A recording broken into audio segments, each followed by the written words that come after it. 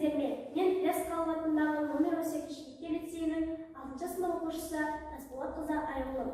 Табиғатты аялайық. Жас өлкетанушылар, экологтар мен табиғат зерттеушілерінің форумына. Экограф экологиялық қолөнер номинациясы бойынша қайта өңдеуге болатын материалдардан бұйым жасап шығарамыз.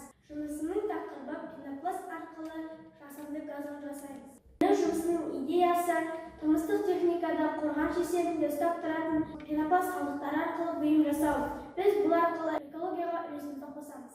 Жасанды газон жасау үшін мен мына қажетті заттарды қолдандым. Бізде бірінші папье-маше әдісі арқылы жасалған түйе макеті. Екінші пенопласт және клей және үккіш. Ал әлем үшін бізге фета қағаздары және жарықшам және жасыл бояу. Ең бірінші біз пенопластты үккіштен өткізетін боламыз.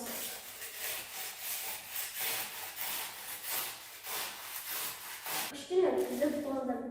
Енді папье-маше әдісі арқылы жасалған түйемізге клей арқылы жабыстыратын боламыз.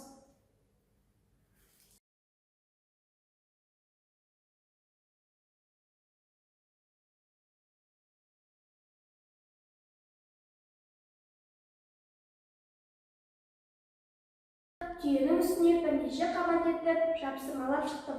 Жапсырмалап болған соң жасыл түске бояп жасанды газ жасадым. Сән беріп тұру үшін фета қағаздан ноқтар жасап, арасына жарық шамдар салдым. Нәтижесінде пенопласт қалдықтарын қайта өңдеу арқылы әдемі жасанды жасыл газон дайын болды.